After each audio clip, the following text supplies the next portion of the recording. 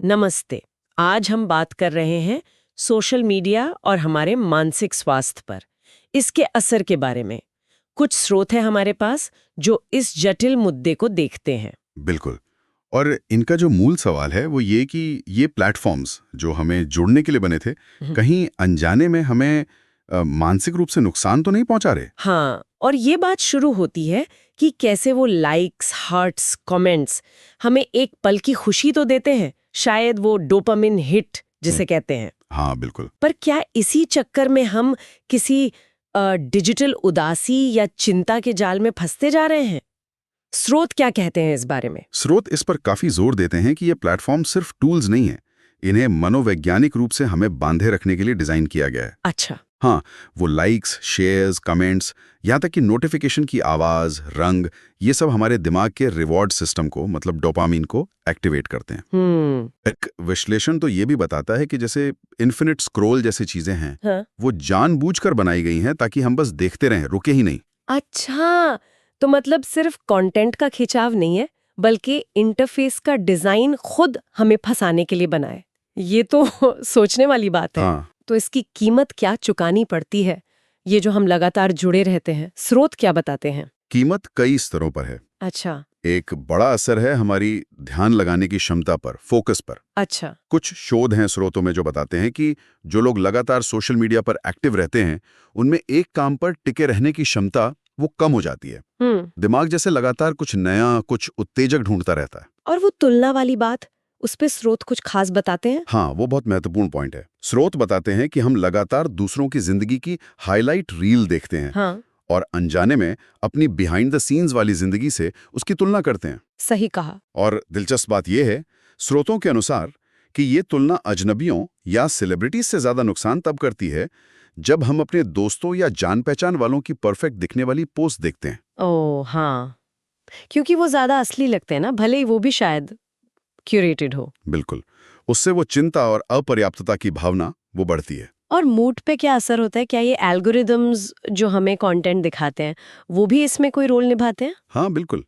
Algorithms मतलब वो system जो तय करते हैं कि हमें कौन सी पोस्ट ज्यादा दिखेगी, वो अनजाने में हमारे मूड को प्रभावित कर सकते हैं। कैसे? अगर हमें लगातार नकारात्मक या भड़काऊ कंटेंट दिखाया जा रहा है, तो हमारा मूड भी वैसा ही खिंच सकता है। स्रोत में एक बहुत अच्छी टिप्पणी है कि हमारा दिमाग शायद सुबह उठकर नाश्ते से पहले 500 अलग-अलग लोगों की राय या उनकी परफेक्ट छुट्टियों की तस्वीरें देखने के लिए बना ही नहीं है। ये बात तो बहुत गहरी है वाकई। क्या स्रोत सोशल मीडिया के इस्तेमाल और डिप्रेशन या अकेलेपन जैसी मतलब गंभीर मानसिक स्वास्थ्य समस्याओं के बीच कोई सीधा संबंध बताते हैं? स्रोत कुछ स्टडीज का हवाला देते हैं जो इस संबंध की ओर इशारा तो करते हैं, खासकर किशोरों और युवा वयस्कों में। अच्छा।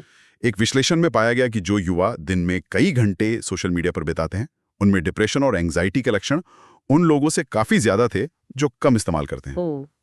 लेकिन हाँ, ये ध्यान रखना जरूरी है कि ये एक संबंध है, जरूरी नहीं कि ये कारण ही हो, पर इसे अनदेखा भी नहीं किया जा सकता। ये चिंता की बात तो है। तो अगर ये प्लेटफॉर्म इस तरह से डिजाइन किए गए हैं और इनके ऐसे असर हो सकते हैं, तो क्या हमारे पास कोई रास्ता है? क्या स्रोत कुछ प्रैक्टिकल समाधान बताते हैं? हाँ, अच्छी खबर ये है कि स्रोत पूरी तरह निराशावादी नहीं है। वो कंट्रोल वापस लेने पर जोर देते हैं। अच्छा। पहला कदम तो जागरूकता ही है, ये समझना कि ये प्लेटफॉर्म काम कैसे करते हैं। ठीक है। फिर कुछ ठोस कदम उठाने की बात है, जैसे नोटिफिकेशंस बंद करना। नोटिफिकेशंस? हाँ, स्रोत इसे डिजिटल शांति की ओर पहला कदम कहते हैं, ताकि हम लगातार डिस्टर्ब ना हो। ये बात तो सही है। और अपनी फीड का क्या, जो हमें दिखता है? हाँ, उसे सोच समझकर क्यूरेट करना, उन अकाउंट्स को अनफॉलो या म्यूट करना जो आपको लगातार नेगेटिव या जलन या इनएडिक्वेट महसूस कराते हैं। और उसकी जगह उन स्रोतों को फॉलो करना जो जानकारी दें, प्रेरित करें या बस हंसाएं। मतलब अपना डिजिटल स्पेस वैसा बनाएं जैसा आप चाहते हैं, ना कि जैसा एल्गोरिदम चाहता है। सही कहा, अपना स्पेस बनाना। और इस्तेमाल के समय को लेकर कोई सुझाव है? बिल्कुल। स्रोत टाइम बाउंड्रीज या समय सीमा तय करने की सलाह देते हैं। जैसे तय करना कि दिन में कुल कितनी देर या किन खास समयों पर ही सोशल मीडिया देखेंगे। कुछ लोग ऐप टाइमर भी इस्तेमाल करते हैं। हाँ, वो फीचर्स होते हैं फोन में। बिल्कुल।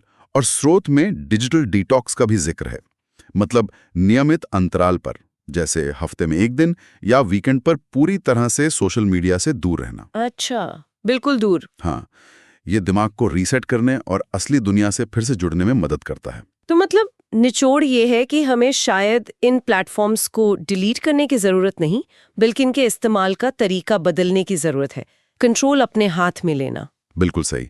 स्रोत का निचोड़ यही है, हमें पैसिव कंज्यूमर बनने की बजाय एक्टिव यूजर बनना होगा। Active user. हाँ, और बाहरी वैलिडेशन मतलब वो लाइक्स, कमेंट्स, उस पर अपनी खुशी या सेल्फ वर्थ को बेस करने की बजाय असली जिंदगी के रिश्तों और अनुभवों को प्राथमिकता देनी चाहिए।